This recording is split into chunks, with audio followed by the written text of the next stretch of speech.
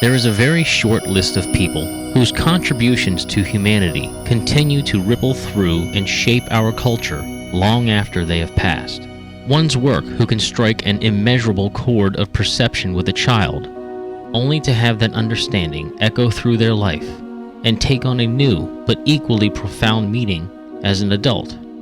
Most would agree that Theodore Geisel, better known as Dr. Seuss, would be on this list.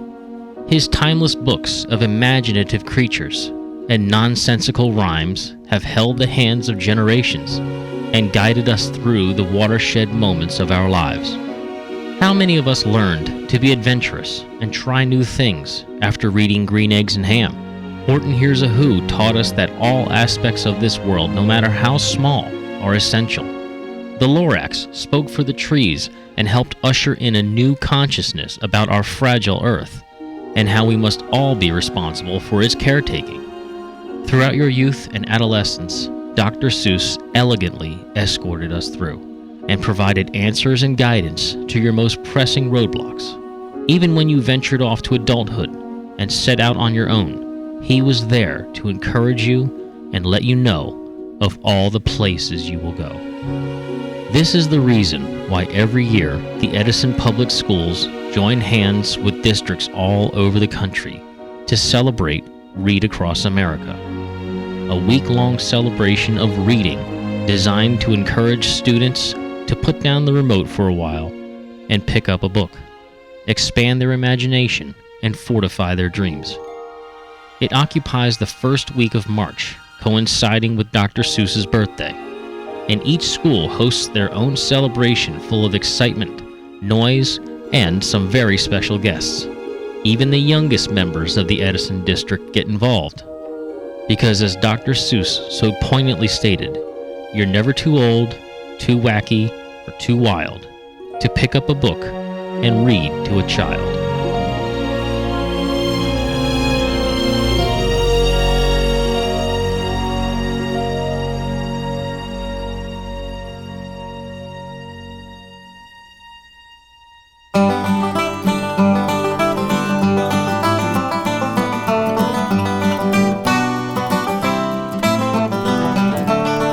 The Early Learning Center kicked off our celebration this year with a very special visitor.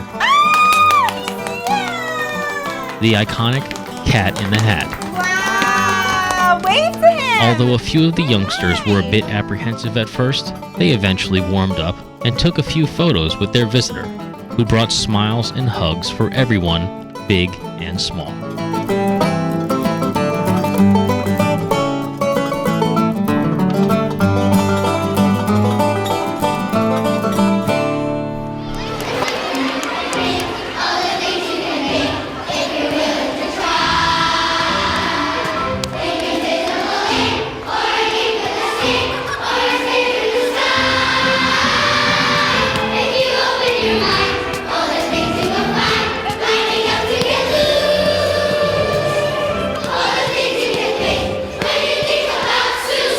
The cat then relocated to John Marshall Elementary School, where he punctuated an assembly celebrating the written word.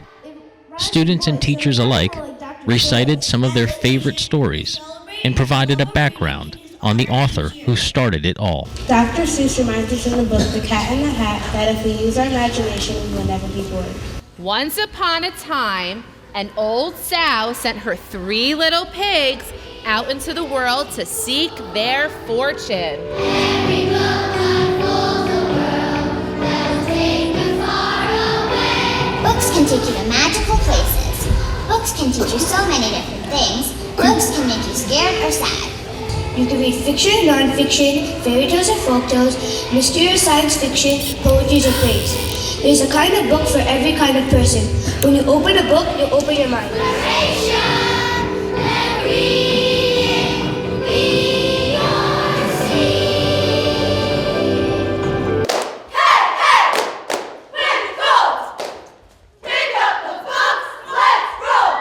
Washington Elementary took a different approach to their observance of Read Across America Week.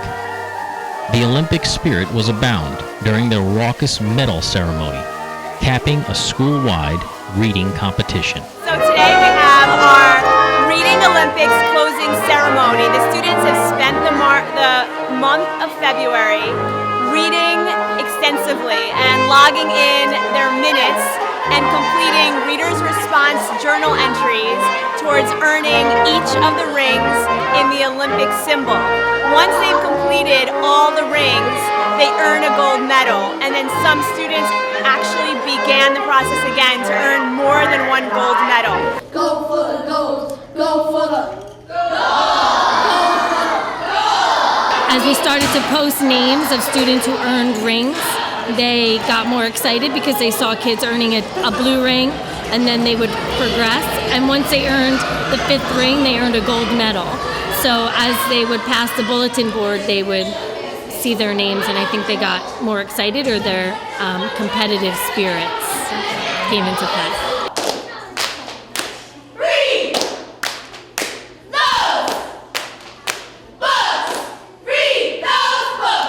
I think a lot of our students read in general, but I think that they read more because of the challenge. I think the competitive spirit of the whole entire thing, their teachers really encouraged them in class, and like Melissa said, when you saw each of them looking for their names and their names going up on the bulletin board, I think that even it made them more excited about it. Readers Theater helps readers read even better because it promotes fluency.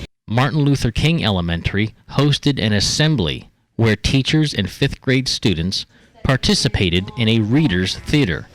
While Helen was in college, she wrote her autobiography entitled The Story of My Life. Once, Helen wrote, "Knowledge is happiness." Most of you know now that Readers Theater, the people usually dress in black because they're focusing so much on what they have to read. And the listeners need to focus on what's being read. Dr. King's coming to town. Who's sick? He's not that kind of Dr. Connie. He's a minister who's working to make things better for us. So we can go anywhere we please. Like the lunch counter? Yep, and other places too. Well, let me see. I know you've heard about the famous Boston Tea Party, right? Anyway, this was when the colonists decided that they were going to protest the taxes that the British were making them pay. Well, you are all famous. Thank you so very much for the contributions you have made to our American history. Because of your diligence and courage, you have made us proud.